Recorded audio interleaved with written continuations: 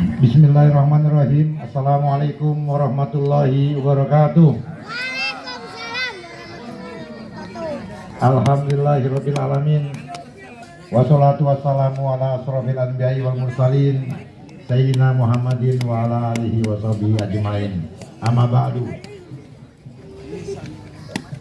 Malam hari ini di tengah-tengah cuaca dan udara yang sejuk, kita semua berkumpul, para tokoh-tokoh juga hadir di tengah-tengah kita. Banyak deh, kalau saya sebutkan panjang nanti. Tapi yang jelas hari ini acaranya cukup punya hikmah yang sangat mendalam. Kenapa? Karena acara Betawi Merdeka ini dilaksanakan di kediaman tokoh utama Betawi, pahlawan nasional bangsa Indonesia, Bang Muhammad Husni Tamrin. Jadi sejarah perjuangan beliau tadi sudah disampaikan oleh Bang Matar Kamal.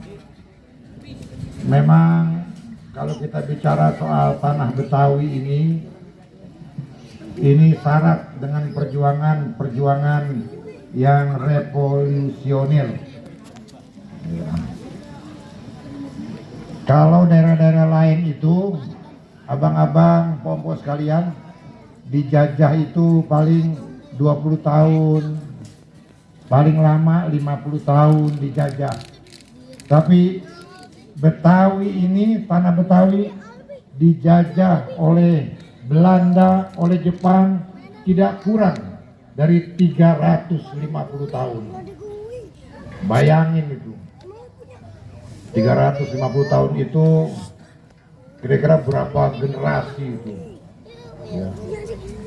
Tetapi satu hal yang amat menggembirakan bagi kita di Betawi ini, orang Betawi nggak pernah berubah karena penjajahan.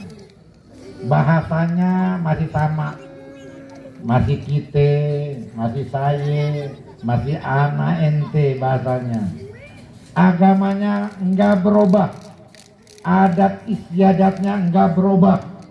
Banyak daerah-daerah lain di Indonesia ini, sekalipun dijajah 20 tahun, 30 tahun, 50 tahun, bahasanya berubah, adat istiadatnya berubah, bahkan agamanya juga banyak yang berubah.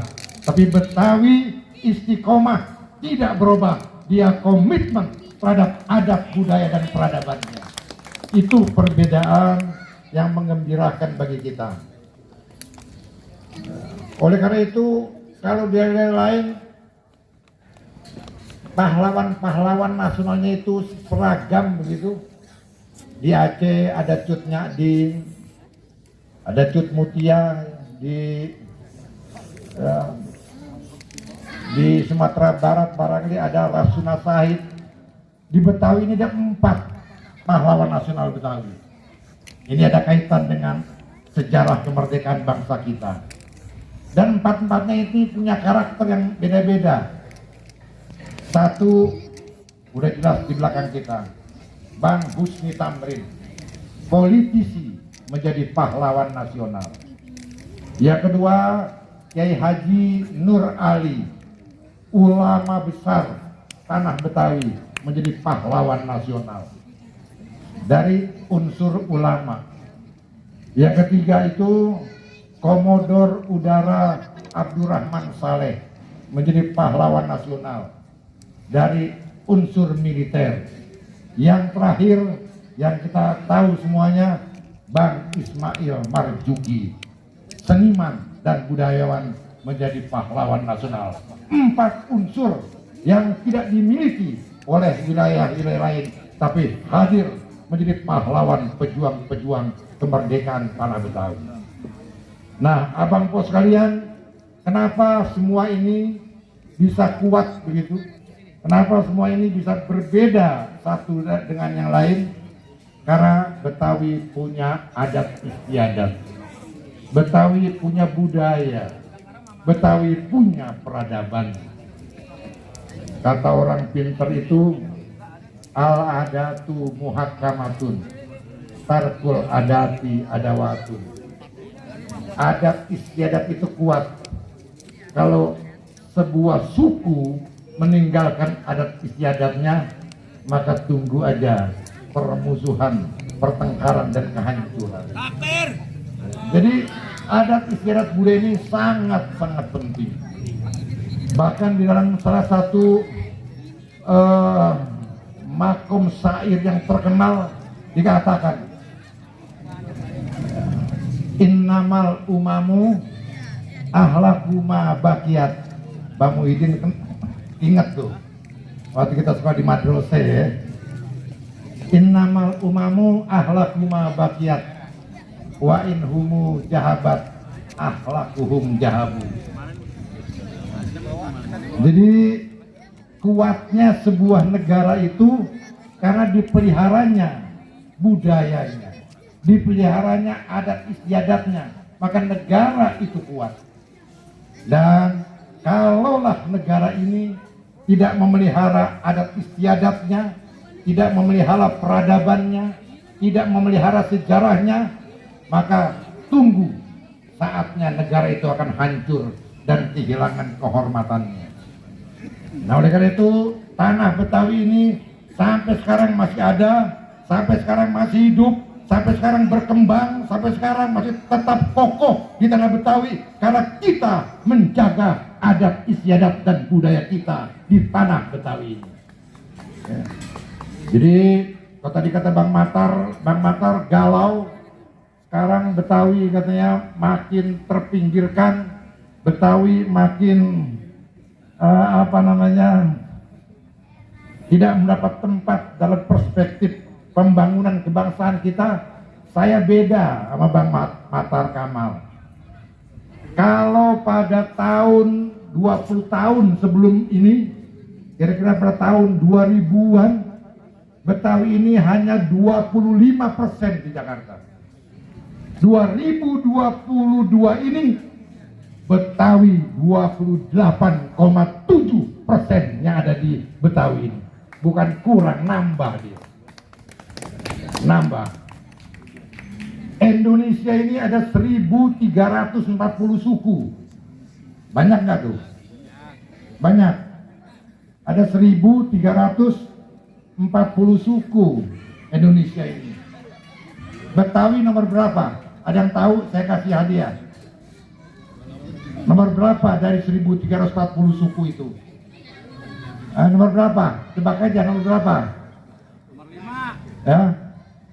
Jangan jawab. Nomor 5. Jadi pertama suku yang terbesar Indonesia ini yang terbanyak Jawa. Yang kedua Batak, ya. Batak yang kedua. Yang kedua Sunda. Yang ketiga Batak. Yang keempat Madura. Betawi nomor 5 besar di Indonesia ini dari 1.340 suku. Jadi bisa dibayangin oleh kita sekalian bahwa tanah ini didiami oleh sebuah suku besar di Indonesia. Bahkan melalui statistik negara yang resmi, Betawi itu nomor 1 sebagai bangsa petualang di negara kita. Jadi dari Sabang sampai Merauke saya udah pernah hadir tuh. Semua wilayah ada Betawi. Papua udah minta kita bentuk Bamus Betawi. Di Sulawesi minta bentuk kumpulan Betawi. Di Kalimantan minta dibentuk kumpulan Betawi. Pendek kata semua wilayah Indonesia ada orang-orang Betawi yang tinggal di dalamnya. Saya ingat waktu itu, kalau nggak salah tahun berapa, di tahun 2015 apa 2014, kita kirim lomba tari internasional di Brussels. Kita kirim tarian Nandak Ganjen Tadi mesti ditampilin tuh ya. Tarian Nandak Ganjel kita kirim di Brussels. Oh, selamat datang Bang Sem. Ke depan. Kita kirim tarian Nandak Ganjel di Brussels. Juara 1 dunia. Di Korea Selatan kita kirim tarian apa tuh selendang mayang apa? Kita kirim. Ya. Nomor 1 dunia. Ada lagi lomba mendesain kipas di Perancis. Nah, kemudian kipas itu didesain gambar elang bondol. Jadi burung elang bondol ini cuma ada di Jakarta, nggak ada tempat lain. Nomor 1 dunia di Perancis. Jadi apa artinya? Bahwa budaya kita adalah sesuatu yang sangat tinggi nilainya. Nah, oleh itu Abang Po hadirin sekalian, di saat ini, saat kita memperingati 77 tahun kemerdekaan Indonesia, Bang Boim, Bang Gea, ya, Bang Matar memprakarsai pertemuan ini, dan judulnya tepat, Betawi Merdeka. Kalau saya bilang Betawi, jawab Merdeka. Kalau saya bilang Merdeka, jawab Betawi. Siap? Betawi? Merdeka? Betawi? Merdeka? Kurang ajar. Ajar. Yang kurang ajar. Jadi apakah Betawi sudah merdeka? Sudah merdeka. Apakah merdekanya Betawi sudah sempurna? Belum. Bamus Betawi masih ada 2. Ya. Orang Betawi kadang-kadang satu sama lain nggak mau akur. Silaturahmi kita kadang-kadang terputus karena sesuatu hal. Jadi belum sepenuhnya merdeka. 77 tahun. Baru kira-kira 7 tahun Betawi memperoleh seperapat lagi kemerdekaannya. Waktu itu tahun 2015 kita minta betul kepada gubernurnya Ahok waktu itu, agar supaya Pemda DKI Jakarta ini mengakui secara resmi orang-orang Betawi di Jakarta. Karena selama ini belum diakuin. Ada sih ada, cuman secara undang-undang, secara hukum, secara konstitusi belum diakui. Malah zaman Belanda lu udah diakuin tuh suku Betawi di Jakarta. Kita berjuang. Tolong Pak Gubernur buat satu undang-undang, satu aturan di mana budaya Betawi diakui di Jakarta. Orang Betawi diakui sebagai putra asli Jakarta. Kemudian lahirlah atas perjuangan itu Peraturan Daerah Nomor 4 Tahun 2015 tentang pelestarian kebudayaan Betawi. Tepatnya tanggal 18 Agustus 2015. Nah, tanggal 18 Agustus 2015 itulah budaya Betawi, suku Betawi resmi diakui di Jakarta. Dengan demikian kita tambah lagi prosentase kesempurnaan kemerdekaan orang Betawi. Betawi merdeka. Betawi merdeka. Kita udah merdeka. Kemudian kita perjuangkan tahun 2016 agar ada ikon Betawi. Kemudian lahirlah peraturan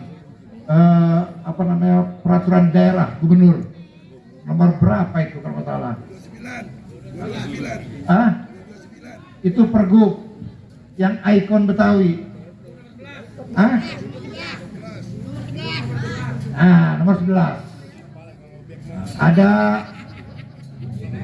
ikon Betawi, ada ondel-ondel, ada Batik. batik, ada gigi bala, ada kerak telur, ya, dan lain sebagainya ada di situ. Diakui. Ondel-ondel juga dikaji betul sejarahnya. Ternyata ondel-ondel ini kembang kelapanya itu yang laki-laki itu 25, yang perempuan kembang kelapanya ada 20 jumlahnya. Kenapa 25? Rupanya turunan Betawi nenek moyang kita dulu punya satu tirakat ya kepada Al-Khaliq Maha Pencipta. Dia kasih itu, pada waktu itu belum Islam, kembang kelapa yang laki-laki 25. Ternyata itu jumlah Nabi dan Rasul. Yang perempuan 20, karena itu sifat 20, sifatnya Allah Subhanahu wa Ta'ala. Jadi dalam mana dari budaya ini? Dalam itu budaya ini perlu dipelihara, budaya ini perlu kita lestarikan, kita kawal budaya ini. Apalagi kemudian lahir Pergub nomor 229 tahun 2016. Jadi harus sudah dilaksanakan budaya ini, ya, tentang pelestarian kebudayaan Betawi. Hanya memang perjalanannya kalau di Bali itu dari tahun 67 baru sekarang dia berkembang, kira-kira 20 tahun sekarang ini. Artinya memang prosesnya panjang. Jogja itu dari tahun 57 peraturan daerahnya, baru 10 tahun, 15 tahun kemarin dia berkembang. Nah Betawi ini baru 7 tahun. Insya Allah 3 tahun, 5 tahun, 10 tahun ke depan budaya Betawi akan menjadi tuan rumah di tanah Betawi sendiri yang sama dengan wilayah-wilayah lain. Nah oleh karena itu saya mintalah nanti kita semua, apakah itu dari para generasi muda Betawi yang hari ini hadir, di tangan saudara-saudaralah budaya Betawi ini maju atau tidak. Jakarta sudah semarak. Saya terima kasih kepada Gubernur DKI Jakarta, Pak Anies Rashid Baswedan. Nama jalan udah banyak, nama tokoh-tokoh Betawi, ada Jalan Entong Gendut, bahkan Pok Nori aja dijadiin jalan, nama jalan. Yang luar biasa lagi, Syekh Junaid Al-Betawi juga menjadi nama jalan. Itu imam besar pertama di luar tanah Hijaz, imam besar Masjidil Haram yang pertama, dan kata orang satu-satunya judulnya Syekh Junaid Al-Betawi, nama jalan. Jadi ya, kalau sekarang ada bonge lagi, ada bonge SCBD. Ya, ini peradaban namanya. Ya, sebuah akulturasi, di mana akulturasinya ada yang benar, ada yang salah. Bonge ya mungkin dari satu inisiatif dia bagus, tapi atraksinya harus kita luruskan begitu, sehingga menjadi pendidikan bagi generasi muda. Ya, nah oleh itu abang-abang, saudara-saudara sekalian, dalam acara Betawi Merdeka ini kita harapkan bisa lahir agenda-agenda besar Betawi ke depan, agenda-agenda memajukan budaya, agenda-agenda memajukan adat istiadat, agenda-agenda menjadikan warga Betawi khususnya warga Jakarta umumnya lebih maju ke depan. Ya. Kita merdeka dari kebodohan, kata Bang Matar, merdeka dari pembodohan, dan merdeka dari hal-hal yang negatif. Yang terakhir, kita perlu, ya saudara-saudara sekalian, kita perlu untuk terus menggali sejarah orang Betawi. Ini sangat-sangat penting. Budaya penting, adat istiadat penting, tetapi sejarah saya kira juga jauh lebih penting. Ya. Orang Betawi punya sejarah nggak sih?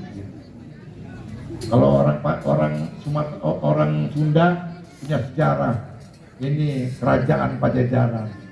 Orang Jawa punya sejarah kerajaan Mataram. Kerajaan apalagi? Orang Sumatera punya kerajaan Sriwijaya. Apakah Betawi punya kerajaan? Apakah Betawi sejarahnya dulu bagaimana?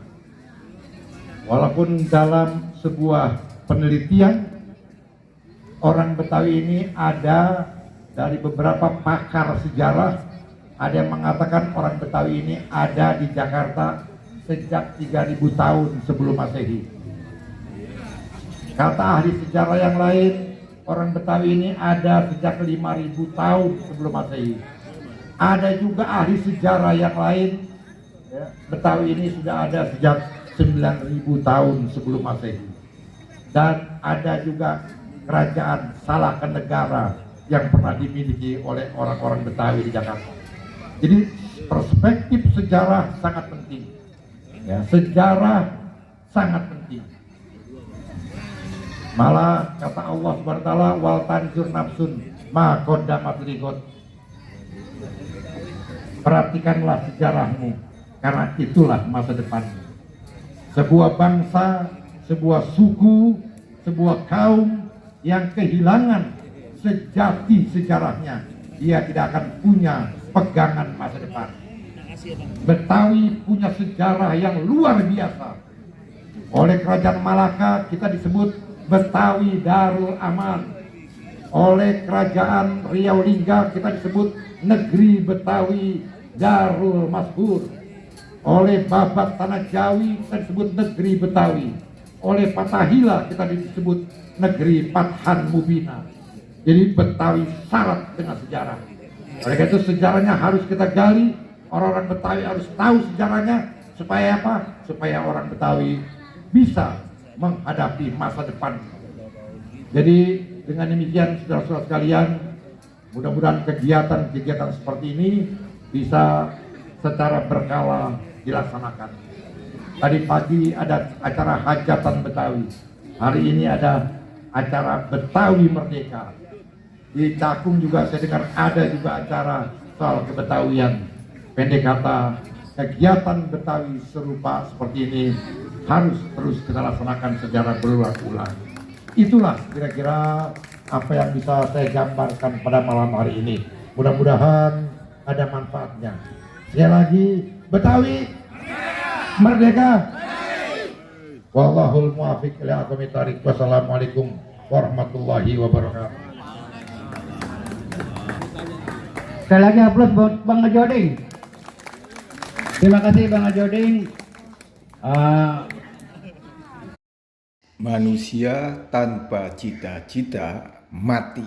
Cita-cita tanpa kerja mimpi. Idaman yang menjadi kenyataan adalah kebahagiaan. Salam Merdesa Art Space. Adil, makmur, beradab. Merdesa, merdesa, merdesa.